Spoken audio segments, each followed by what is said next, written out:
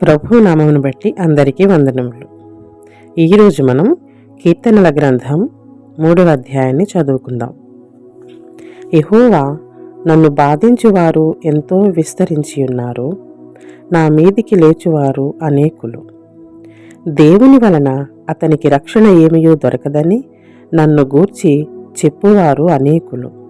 యెహోవా, నీవే నాకు కేడముగాను, నీవే నాకు అతిశయాస్పదముగాను, నా తల ఎత్తువాడవుగాను ఉన్నావు.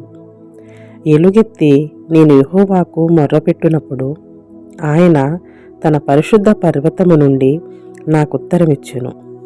యెహోవా నాకు ఆధారము కావున నేను పండుకొని నిద్రపోయి మేలుకొందును. 10,000 మంది దండెత్తి నా మీదికి వచ్చి మోహరించినను నేను భయపడను. యెహోవా, లెమ్ము, నా దేవా, నన్ను రక్షింపుము. నా శత్రువులందరినీ దవడ ఎముక మీద కొట్టువాడవు నీవే, దుష్టుల పళ్ళు విరగగొట్టువాడవు నీవే.